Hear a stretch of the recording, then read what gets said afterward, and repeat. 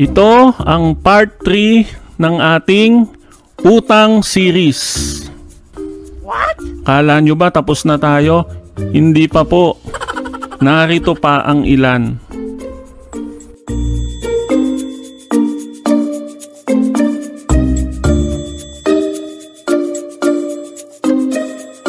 Minsan pumunta sa'yo ang isang kakilala mo.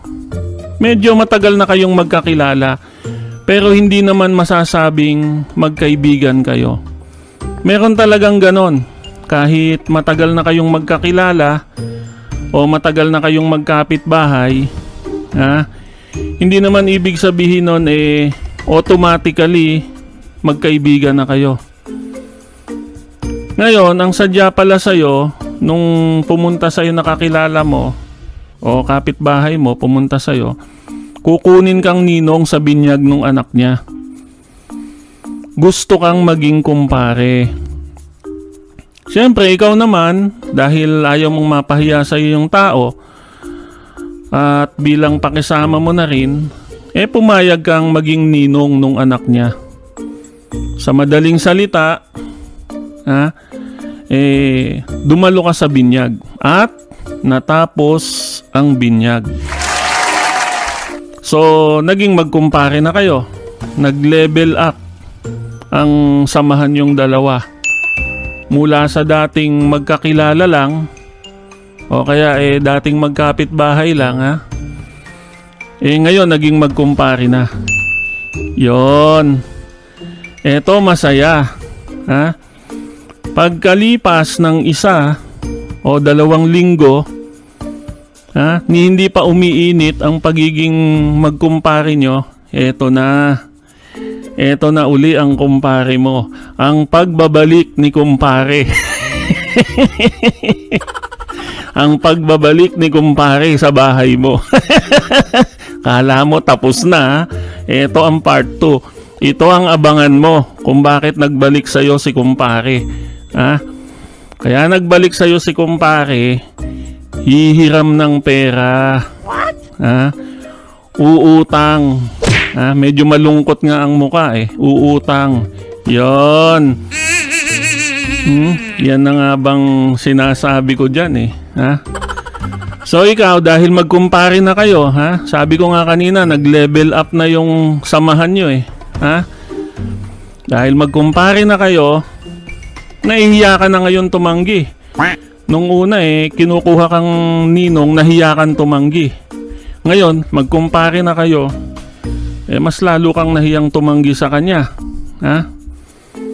At bukod pa doon, gusto mong makisama. Gusto mong makisama sa kanya, kaya pinautang mo na. Tini-check ko tong microphone natin. Okay. Pinautang mo na dahil nahihiya ka sa kumpare mo. Part 2. Nahiya ka sa kumpare mo. Yon. Pagkatapos, anong susunod? Anong susunod? Siyempre, umutang. Di dapat naman bayaran yung inutang. Kaso, yung kumpare mo, hindi naman kumikilos. Hindi kumikilos. Tuwing nakikita ka, natutulala. Hindi alam kung ano gagawin. Pag nakikita ka sa labas, naaalala niyang may utang siya sa'yo, natutulala yung kumpare mo. Ikaw rin, natutulala ka rin. Hindi mo alam kung sisingilin mo Tuwing magkakasalubong kayo sa daan, umiiwas yung kumpare mo para hindi mo siya makita. So, yun namang inaanak mo, tinutubuan na ng ngipin. Happy birthday! Habang yung utang sa'yo ng kumpare mo, tinutubuan naman ng ugat.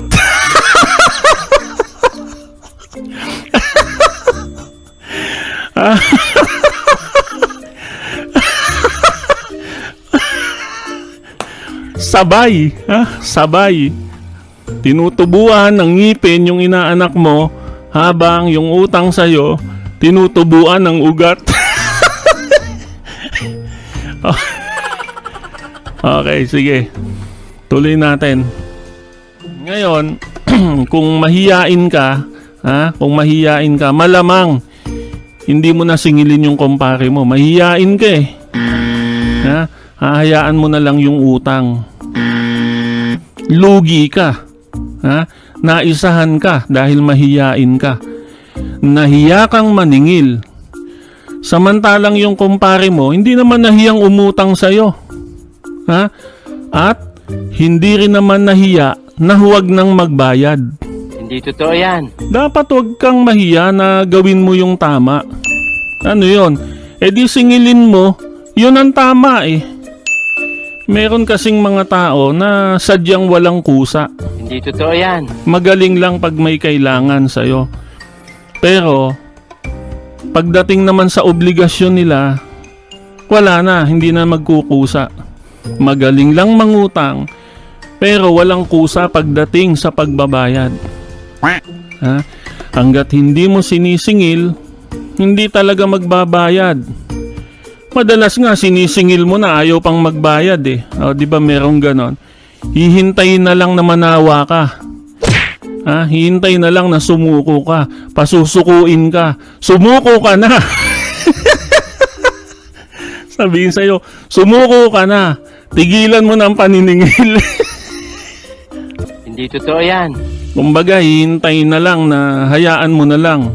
Hayaan mo na lang yung inutang niya sa'yo. Hindi totoo yan. Ayaw Magbayad kahit paunti-unti. Ha? Ganon talaga eh. Ganyan yung mga taong mandurugas at makapalang muka. Ha? Wala namang ibang tawag dun eh. Hindi totoo yan. Sabi ko nga po sa inyo sa nakaraang episodes natin, hindi paninira ang pagsasabi ng totoo. Ang paninira, yung nagsasabi ka ng hindi totoo. Eh ano ba tawag sa ganun tao? Eh di mandurugas. Tinatakasan yung inutang. Wala naman ng ibang tawag doon kung may iba pang itatawag doon. Anyway, lahat ng mga estilo ng mga manunuba na sinabi ko sa inyo mula sa part 1, sa part 2, at hanggang dito sa part 3 ng ating usapan ngayon tungkol sa utang, lahat po yan ay base sa totoong pangyayari. Ito, meron pang isa ha. Minsan lumabas sa social media account ko ang isang friend request ng dati kong classmate sa high school. Ha? Nakikipag friend request sa social media account ko yung kaklase ko nung high school. Parang may naamoy ako hindi maganda. Kasi buhat nung gumraduate kami ng high school, hindi na kami nagkita eh. Ngayon, recently, nakipag-friend request sa akin. So, tinanggap ko yung friend request, inaccept ko. Tapos, kinabukasan, nag-personal message sa akin, nag-PM. Nangungumusta. Sabi ko, ayos naman. Kinumusta ko rin siya. Kumusta ka naman? Ayos naman daw. Ganun lang natapos yung aming initial contact, initial conversation sa social media. Eto na. Eto maganda. Laging merong magandang episode na kasunod eh. Eto maganda. Pagkalipas ng 2 o 3 araw, eto, nangungutang na. What? Yon. Walain mo, ha? Noon lang ulit kami nagkausap. Mula nung nag-graduate kami ng high school. Kita mo kahit yung pusa, uma-agree.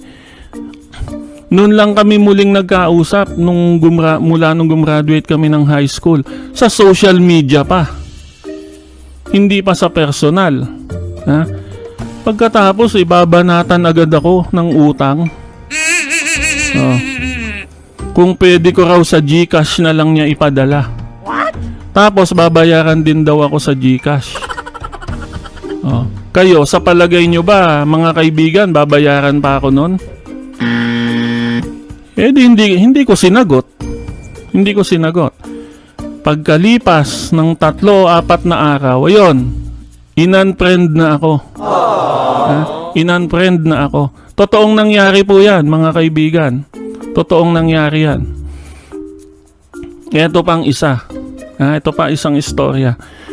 Meron akong isang friend sa social media.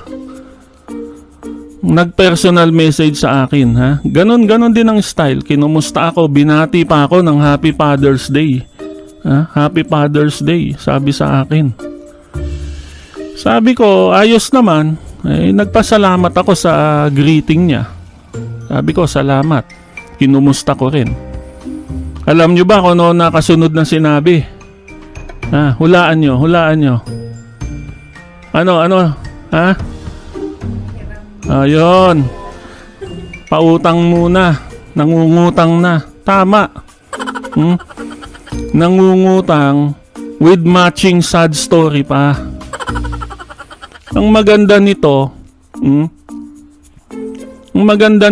alam ko ang history niya. Alam ko ang history niya pagdating sa utangan pagdating sa pangungutang. Ultimong mga kamag-anak niya mismo tinatabla niya What? Sa madaling salita, manunuba. Mandurugas. Totoo 'yon. Meron talagang mga taong ganon. Kahit kamag-anak pa. Kahit kamag-anak. Totoong tatablahin. Uutangan tapos hindi nababayaran. Meron talagang ganon. Yun, kagaya ng kinikwento ko sa inyo. Alam nyo ba kaya lumalakas ang loob ng isang manunuba? Ay dahil sa tinatawag na familiarity. Ano ba yon? Ito yung pagiging magkakilala o pagkakaroon ng kaugnayan ng nangungutang sa inuutangan. Ito ang nagpapalakas ng loob na umutang. Yung familiarity. Halimbawa, bibigyan ko kayo halimbawa. Halimbawa, yung magkapatid. Kahit sa magkakapatid, mayroong manunuba. Totoo yan. Maraming ganyan. Alam nyo na, kahit sa mga istorya ng mga kilala nyo, siguro mayroon na kayong nalamang ganyan. Kahit sa magkakapatid, mayroon talagang manunuba. Mayroong mandurugas. Uutangan yung kapatid, tapos hindi nababayaran. What? Ang ipinapangahas, magkapatid naman sila. Yun nga ang pangit doon, mga kaibigan. Kita nyo? Sabi ng pusa, pangit daw talaga yon. Yun talaga ang pangit doon. Mas hindi maganda. Bakit? Magkapatid kayo Sariling kapatid pa yung dinorobo. Walang sinasanto.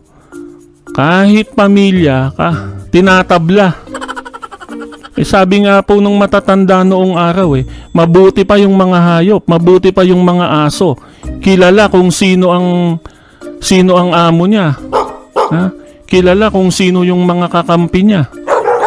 Hindi tinatabla, hindi kinakagat. Yung mga asong kilala niya. Number 2. Yung kamag-anak. Ganun din.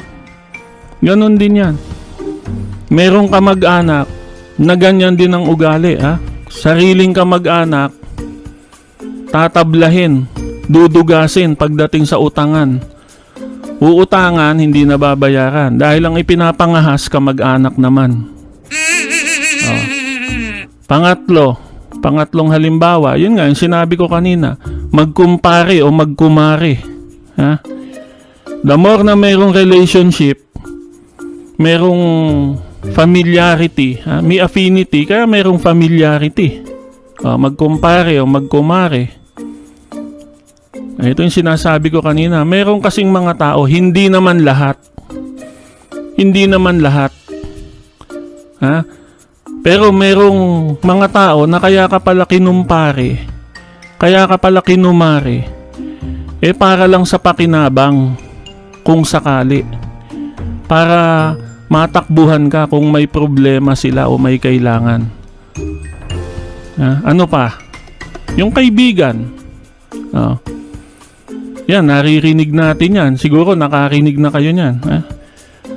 Magkaibigan. Yung isa, inutangan yung kaibigan niya. Pagkatapos, hindi na binayaran. Ay maraming magkaibigan nagkakagalit dahil sa ganyan. Merong isa naman durugas.